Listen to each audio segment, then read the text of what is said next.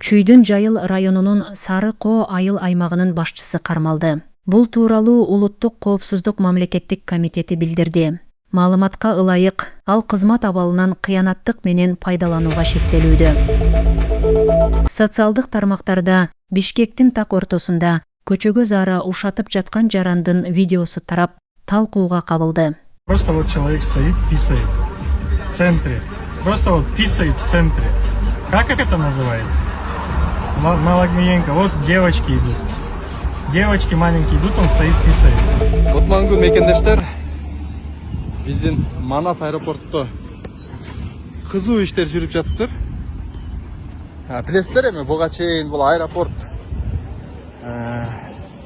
башка өнүккөн өлкөлөрдүн эски автовокзалындай эле бир акыбалда болчу. Азыр болсо мына башка өнүккөн өлкөлөрдөн кем калышпай, көрктүүлүк жагынан дагы, ыңгайлуулук жагынан дагы баардык жагынан шарттар түзүлүп жатты.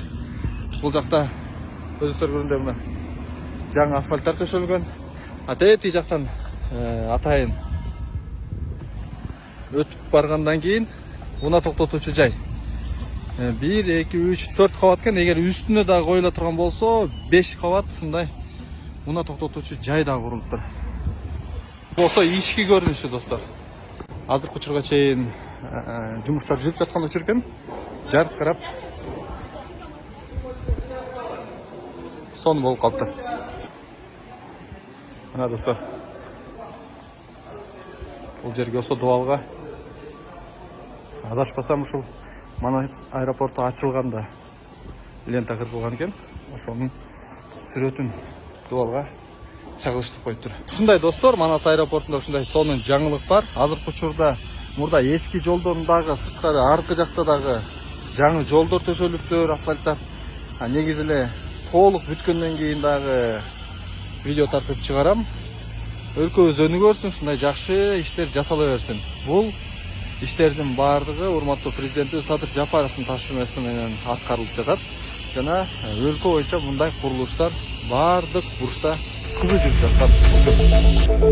Тил эрежелерине жооп бербеген көрнөк жарнактар иретке келтирилип жатат. Мамлекеттик тилдин талаптарына жооп бербеген, грамматикалык жана орфографиялык каталарга жол берилген көрнөк жарнамалар алынып, ишкерлерге түшүндүрүү иштери жүргүзүлүп жатат.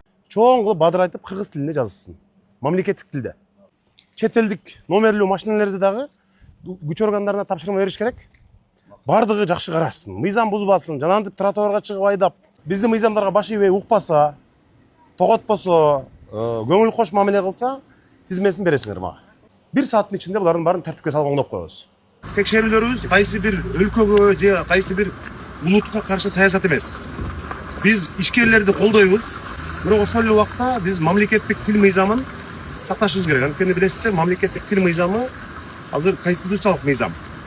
Ал жерде так жазылган мамлекеттик тил жөнүндө, расмий тил жөнүндө. Мисалы бул жерде мына Чүнчүн холга ачуу шорпосу, мына биз келет кат деп булар муну жаап коюшту. Көрдүңөрбү? Азыр ыкчам жапкан. Бул жерде эмне үчүн мисалы кичинекей кыргыз тилиндеги жазуу могул жерде. Жумамедин, силер алмаштыргыла муну. Кичинекей кыргыз тилиндеги жазуу чоң Кытай жазылган, бизди келет деп жапкан мисалычы. Анан могу киреберишиндеги айнектерди карагыла. Көрдүңөрбү? Ушул жазуу кыргызча жок. Ушунун бардыгын кыргыз тилинде сөзсүз болуш керек. Кыргыз тилиндеги жазуу тамгалар башка чет эл тилинен көп чоңураак болуш керек, көрүнүп туруш керек. Мисалы монун бардыгын алдырыш керек. Азыр мына Шанхай ситни көрөлү жүргүлө. Берме чоң эле. Буларда мисалы мына англисчеде турбайбы, duty free shops деп. Ошону жазыш керек да мисалы. Бир эле биз мындай кытайча эмес, англис тилинде, орус тилиндеги көрнөк жарнактарды эле мына сиз мыйзамды жакшы билесиз. Мисалы мына кирип келатканда эле тиги добро пожаловать деп орусча жазылып атат. Китайский эмне дейт? Маркет дейт. Мисалы. Мына Шанхай акча алмаштыруу туура эле бул. Мына ушундай кылып жазыш керек, чоң кылып, жакшынакай кылып. Ана мына күч органдарынын өкүлдөрү да бар. Ушул мына ар кайсы чет элдик номерлүү машиналерди дагы күч органдарына тапшырма бериш керек. Бардыгы жакшы карашсын, мыйзам бузбасын, жанагынтип тротуарга чыгып айдап, көзгө илбей андай жоруктар такыр кайталанбаш керек. Мисалы бул жерде дагы мына Кытай тилинде өтүп атат. Мыйзамда мамлекеттик тил мыйзамда так жазылган. Биринчи кыргыз тилинде мамлекеттик тилде болуш керек. Мына орусча, кытайча. Ушуну дагы мына азыр бүгүн десем дагы кеч калат. Азыртан баштап ушунун баарын оңдошсун. Карабайсыңар тамактар. Бир дагы кыргызча жазуу жок. Бүт кытайча жазуулар мисалы монун бардыгы. Эмне бул эми?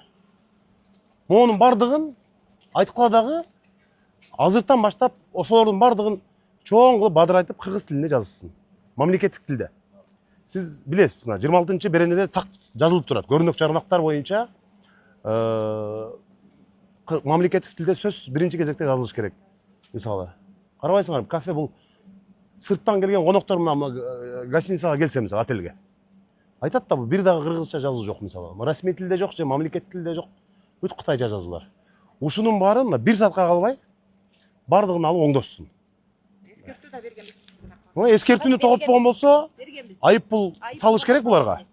Буларга Жумамидин очойтуп айып болду салыш керек. Мисалы, бул жерде карагыла, мамлекеттик тилде бир сөз жок. Бир сөз. Мына ушуну абайлаш керек. Бирок мен мына урматтуу журналисттер турасыздар, бир нерсени баса белгилеп коеюн. Мэриянын кызматкерлери өзгөчө. Жанагы бөрк ал десе баш алып дегендей, ушул текшерүүдөн, ушул рейдтен кийин дароо эле келип анан бизнестин баарын баса калып, талкалап, жаап кирбегиле. Эскертип, жакшынакай айып пул менен 1 сааттын ичинде булардын баарын тартипке салып оңдоп коебуз. Мындан ары кайталабасын. Бирок анан ушул башка тилде жазып койсуңар деп келип, аларды баса калып, күлүштөп, эшиктерин жаап, андай кылбагыла. Бирок жакшынакай кылып туруп, мындан ары мамлекеттик тилде мыйзамды сакташсын. Азык-түлүк дүкөнү, Шанхай деген дүкөн экен. Продуктовый магазин, асты болсо кытайча. Мамлекеттик тилде бадырайтып, чоң кылып, азык-түлүк дүкөнү деп ушуну жаздыргыла бардыгы. Буларга 1 саат убакыт. 1 саатта бардыгы тазалап жакшына оңдоп чыгсын. Экинчи мындай жаздырбай турганларыбыз. Бирок дагы бир жолу эскертип коеюн, мына күч органдарынын өкүлдөрү да жүрүшөт бул жерде. Бул эскертүү келип эле баса калып, бизнестерин баарын жаап, күлүштөп, талкалап, мындай ашырып ийбеш керек да. Мыйзам чегинде жакшынакай аракет кылабыз. Ким бар? Жетекчилерден бирөө барбы? Мамлекеттик тил боюнча. Сиз жооп бересизби? Котормочубуз бар, могу жетекчини жөнөтүп коюңузчу бери. Саламатсызбы? Мамлекеттик тил мыйзамы сиз отуруп коесузбу? 我们国家有关于语言的，我们正式语言的一个法律嘛。 Сиз орус тилинде, анан кытай тилинде жазыпсыз. Бир дагы мамлекеттик тилде сөз жок. 中文没写。 Я怎么弄，所以一直没做。 Мурда да бар болчу, аны алмаштырган жок. Жок, сизге 1 саат убакыт беребиз. 给你一个。 Мен шаардын мэри болом. 他是市长，我们奥市市的市长。 Мону чоң кылып мамлекеттик тилде биздин мыйзамыбызды сактасын. Биринчи кыргыз тилинде чоң кылып жазсын. Кыргыз тилинде чоң кылып жазсын. 第二就是语言大一些，比中文大一些。 Анан өзүңүздүн башка кытай досторуңуз баарына азыр группаларыңыздан SMS жөнөтүңүз. 然后你群里通知一下其他的中国同胞。 可以可以。 Биз инвесторлорго, ишкерлерге эшигибиз ачык. Силерди колдогонго даярбыз. Бирок силер дагы биздин мамлекеттин мыйзамдарын, мамлекеттик тил мыйзамын, бардык мыйзамдарыбызды сыйлашыңар керек. Биздин балдар, маптар иштеп атышат азыр. Бул жакта, ушул жерде бардыгына эскертесиңер. Бардыгына монда жазуулар, мисалы. Ошонун бардыгына эскертүү берип, ушул боюнча катуу иш алып барыңыздар, Биздин мыйзамдарга баш ийбей укпаса, тоготпосо, көңүл кош мамиле кылса, тизмесин бересиңер мага. Биз дароаларды мындай тартипке салабыз. Бирок дагы бир жолу эскертип коеюн. УМСтенмин, МАПтамын деп келип анан бардыгын текшерип, өзүңөргө чечеси барбы, жокпу кирип алып офистерин аңтарып, жанагынтип инвесторлорго бизнеске тоскоолдук кылбагыла. Жакшынакай кылып тартипке салып коелу, мыйзам чегинде иштесин. Биз могу мамлекеттик тил мыйзамы боюнча бүт тааттан бардыгын карап жүрөбүз Шанхай. Монт ал мамлекеттик саясатты көрүп атасыздар, баягы мамлекеттик тилге аябай маанилүү атпайбыз. Ошон үчүн университеттин дарбазасында эле биринчи могу эмне деген жазуу бул? Ошону сөзсүз түрдө муну астыга түшүрүп, мындан чоңураак кылып мамлекеттик тилде жазыш керек. Ушуну азыртан баштаңыздар муну. Жок, бул кирген жерде. Бул жерден баштайлы, азыр бардыгын учурабыз. Ушуну сиз ректор менен сүйлөшүп, азыр эле алдыртып муну. Эми Конфуций институту аябай көп чоңдай долбоор болгон. Кытай өкмөтү менен биргеликте ошмун иши аябай чоң, анын баарын сыйлайбыз. Инвесторлорду, билимге акча салып аткандын баарын сыйлайбыз. Бирок Бул жерде кыргыз тилиндеги жазууга караганда Кытай тилиндеги жазуулар өтө көп басылды. Анан бул жерде мынау Конфуций институт деген бир аз түшүрүп, сөзсүз түрдө кыргыз тилинде бадырай туруш керек. Конституциялык мыйзамдын талабы. Токтосун агай. Азыр эле аракет кылыңыз. Биз башкалардын баарына эртең анан бүрсүгүнү десек болбойт. 1 саат убакыт берип атабыз бардыгына. 1 саатта бүтүрүп койгула. Кыргыз тилинде айрым каталар бар экен. Мисалы ачуу деген 2 у болот. Мисалы грамматикалык каталар бар, бирок салыштырмалуу бүт кыргызча жазып чыгыптыр мына. Бүт кыргыз тилинде жазып чыгыптыр. Ошол эле Кытайдын тамактарын андайлар да бар. Баары эле мындай мисалы Кытай ысык казаны дейт. Бул жерде жалаң орусча, кытайча. Ушул деген ош шаарда, миллион адам жашаган ош шаарда кыргызча жок мисалы. Бул жерге бакыр айтып, монун баарын алдырып азыр жакшынакай кылып кыргызча жазып чыгышсын мисалы. Кыргызча болуш керек да ушунун бардыгычы. Мамлекеттик тил мыйзамын сактабаган үчүн буларга айып пул дагы салып, экинчи мындай кайталабай тургандай кылыш керек. Ушунун баарын мен эртең кайрадан кыдырып чыгам. Ошого чейин жакшынакай болуп бажыр айтып кыргызча жазып койсун булар. Билесиздер да, жанагы парламентте чоң мындай тоскоолдуктар менен мамлекеттик тил мыйзамын конституциялык мыйзам кылганбыз.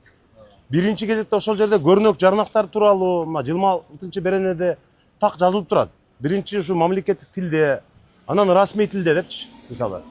Биздин азыркы милдетибиз сөзсүз түрдө мамлекеттик тилде болсун. Булар бизнес катары иштей берсин. Шаар инвесторлорго, ишкерлерге жолду ачып берип атабыз. Бардык документтештирүү мурдагыдай эмес, бат-бат ыкчам жасап беребиз. Бирок ушу мамлекеттик тил мыйзамын Кыргызстандын мыйзамдарын сактап, тартиптүү болуп, жакшынакай болуп жүрүшү керек. Социалдык тармактарда Токмок шаарына караштуу Дача суу айылында жашаган келиндин үй бүлөлүк зомбулукка кабылып жатканы тууралуу маалымат тарады. Билдирүүгө ылайык, 4 баланын энеси болгон келин көп жылдан бери күйөөсүнүн ур токмогуна дуушар болуп келет. Келиндин туугандары анын өмүрүнө коркунуч жаралып жатканын айтып, укук коргоо органдарынан жардам сурашууда. Алардын айтымында келиндин күйөөсү жакындарын коркутуп, аялын алып кетүүгө аракет кылгандарды жолотпой жатат. Ошондой эле туугандары келиндин психикалык абалына байланыштуу тынчсыздануулар бар экенин билдиришкен. Алар милициядан жана тиешелүү мамлекеттик органдардан бул жагдайга көңүл буруп, алдын алуу чараларын көрүүнү өтүнүшүүдө. Маалыматта белгиленгендей, учурда окуя боюнча расмий органдардын комментарийи бериле элек. Туугандарынын айтымында, алар маселени мыйзам чегинде чечүү үчүн адвокат издеп жатышат. Окуя боюнча ички иштер органдарынын расмий маалыматы чыккан учурда кошумча маалымат берилет.